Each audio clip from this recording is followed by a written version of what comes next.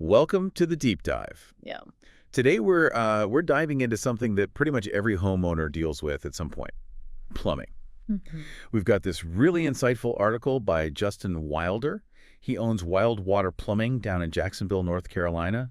He's also a former Navy damage controlman. Right. Quite the background. Exactly. And he's basically pulling back the curtain on some, let's say, less than honest practices he's seen in the plumbing world. Yeah. So our mission here is to kind of extract his wisdom, his advice, basically give you a shortcut so you know how to avoid, well, getting soaked by bad plumbing practices. Exactly. And we're going to unpack some of these tactics just in highlights. Things like, being pushed into expensive repairs you might not even need. Right. Or dealing with these crazy high prices that just don't line up with the work done. Yeah. Or maybe you get lured in by a cheap quote and then suddenly it just balloons. Oh, yeah, the classic bait and switch. And even plumbers who just don't stand by their work afterwards. It can be a real minefield out there for homeowners. It really can. And what's great about Justin's take is he's offering the flip side.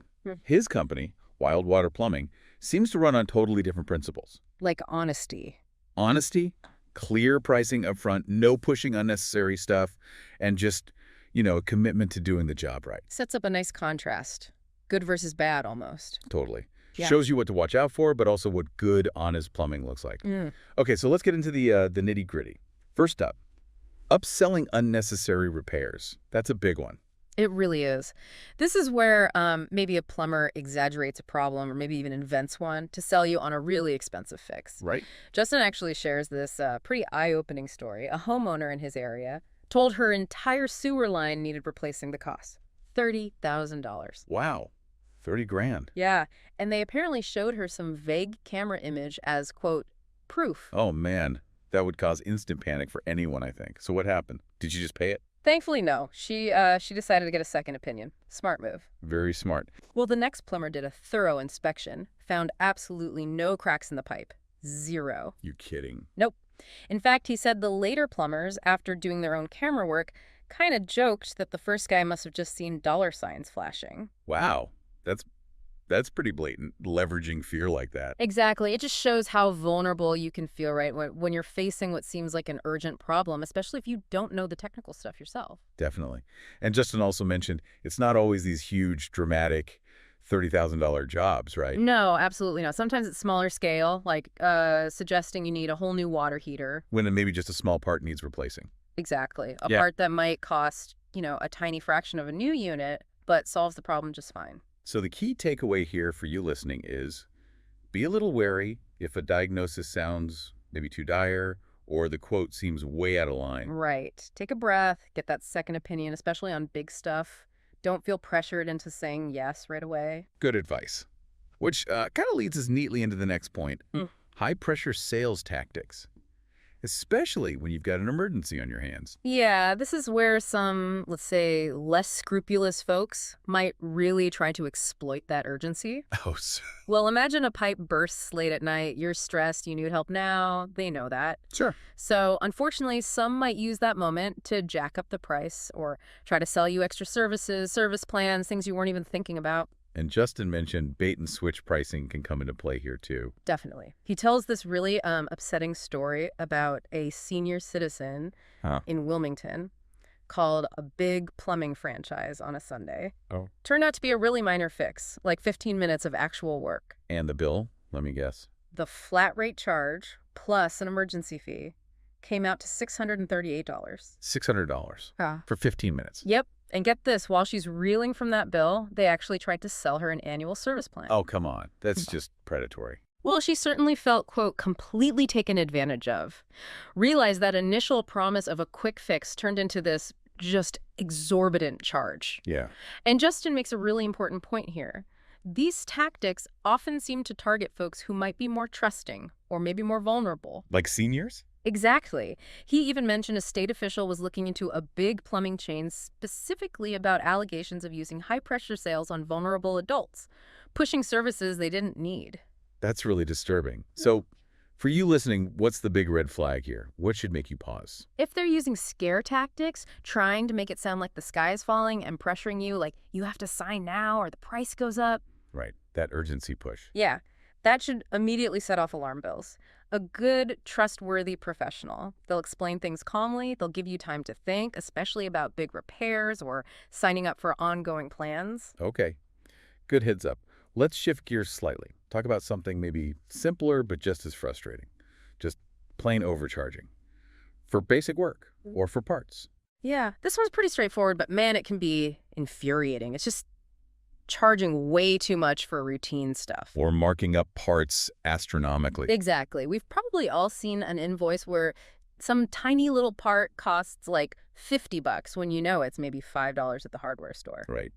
Justin shared a local example too, didn't he? He did. A homeowner in Wilmington, actually a friend's aunt, she got charged $400 Okay, for what? to replace 2 outside hose spigot handles, just the handle. $400 for 2 handles, not the whole spigot. Nope. And the company actually claimed on the invoice they had replaced the entire hose bibs, said the parts alone were over $100 each. But that wasn't true. Not at all. They just swapped the handles, left the old kind of rusty fixtures right there. Unbelievable. Did the homeowner have proof? She did. Took photos, showed the new green handle screwed onto the same old corroded spigots. Wow. Just goes to show you really need to question those parts costs sometimes, especially for simple jobs. Absolutely. Don't assume the charge is accurate. Okay, and that ties into the bait and switch quotes we touched on earlier. Let's dig into that a bit more. Right, the bait and switch. So the bait is usually some really attractive, low price, like an ad or an initial quote that sounds great. Gets them in the door. Exactly. Then comes the switch. Once they're there, maybe they've even started work. Suddenly the price jumps up or the scope of the job changes completely. It ends up being way more expensive or just not what you agreed to. Justin gave an example, right? Like a cheap drain cleaning offer. Yeah, the classic $99 drain clear promo. You call for that, and next thing you know, the plumber's telling you, oh, actually, you need your entire sewer line replaced. Whoa, that's quite a leap from a $99 cleaning. It is. And remember, the senior citizen in Wilmington, that $638 bill, Yeah. even though it was flat rate pricing, it felt like a bait and switch to her. Yeah. Because the final cost was just so wildly out of proportion to the tiny amount of work actually done. So the job they charged the flat rate for was minuscule. Exactly. The initial pitch might be, oh, we charge by the job, not the hour, which sounds fair, maybe even good. But the switch happens when you realize that job rate was set incredibly high for a super minor repair. So the key advice for you, the listener, when it comes to quotes and pricing is... Make sure you know exactly what you're paying for. Get it in writing if possible. Ask for a breakdown. Don't be afraid to ask questions. Never. And be really skeptical if that initial deal starts changing or if the price just doesn't seem to match the work being done. Push back. Ask for clarification. Good point. Okay, final shady tactic on the list, and this one is just incredibly frustrating. Plumbers who don't stand behind their work. Or worse, they just vanish after you pay them. Ugh, yeah. This is really unprofessional and leaves homeowners stuck. Justin shared some examples from Jacksonville. What happened there? Customers paid for a repair, maybe even got overcharged for it. Then the same problem comes back just days later. Okay, so they call the plumber back. They try, but the company suddenly becomes impossible to reach. Won't answer calls, won't return messages. Just ghosted them. Pretty much. He even mentioned one really bad case where the CEO of a local company apparently blocked a customer's phone number after doing a shoddy job. Block their number. Yeah, and then just ignored her calls about the warranty when the repair failed 2 days later. That's, wow, Yeah. No integrity whatsoever. Well, there was a quote from a very unhappy customer warning others, saying this guy will either rip you off or not stand behind any of his work. Said he has no integrity, just out for a quick buck. Strong words. Tells you everything you need to know. So for you listening, what are the warning signs here? Yeah. How do you spot someone who might pull a vanishing act? Be really cautious if a plumber seems vague about warranties or won't put it in writing. Okay. Or if they leave a job incomplete, like leaving holes in the yard they dug, that kind of thing. Right. Lack of follow-through. Exactly. And obviously, if they become hard to reach right after you've paid them, that's a huge red flag. It just signals a business that doesn't care about customer satisfaction or, frankly, its own reputation. It really paints a picture. And it makes the contrast with how Justin Wilder says he runs Wildwater Plumbing even clearer. His approach sounds totally different. Completely. His Navy damage controlman background seems key here. That no BS mentality. Right. On a ship, you can't upsell a leak. Exactly. You just fix it properly, efficiently. he brought that same mindset to his plumbing business. Find the real problem, fix the real problem. No selling extras. He even mentioned talking people out of expensive repairs sometimes. Yeah. Like if a simple, say, $15 part for a water heater will fix it, he'll suggest that instead of pushing for a whole new unit that costs hundreds or thousands more. Or like a dripping faucet might just need a washer. Right. A simple, cheap fix instead of insisting on a whole new faucet install. His rule, he says, is basically treat customers like you'd want your own family treated. That's a pretty solid guiding principle. It really is. And it shows up in his pricing, too. He talks about being transparent, fair, even on emergency calls. No price gouging just because it's after hours. Right. He says he'll give you a clear cost breakdown, parts, labor. And, importantly, if a job turns out easier than he first thought, he adjusts the flat rate down. He won't charge you for time or work that wasn't needed. It's fair. And he backs his work 100%. Says if something's not right, he'll make it right. That's the kind of guarantee you want. And he also made a point about his team not being on sales quotas. Yeah, no pressure to upsell. If they recommend something extra, like maybe replacing an anode rod in your water heater, What does it do? it helps extend the life of the heater. So it's a recommendation based on genuine benefit to you, the homeowner, not because they have to sell something that day. So you can trust the advice is probably sound. Exactly. You get to make the call, no pressure. And beyond the technical work, he stressed professionalism and respect too, which seems like it was missing in some of those bad experiences. Definitely. Simple things, right? Showing up on time. Calling if you're delayed. Using boot covers inside the house. Yeah. Cleaning up afterwards. Just basic respect for the customer and their home. Things that shouldn't be revolutionary, but sometimes feel like they are. Totally. He ties it back to his Navy Values Integrity Trust service. Says that's how he runs his business. And for a local small business, word of mouth is everything. Reputation matters. Makes sense. He also listed the services his company offers, which kind of illustrates how this honest approach applies across the board. Right. It wasn't just talk. He listed everything from, drain cleaning and faucet repairs. Or basics. Yeah, to the big stuff.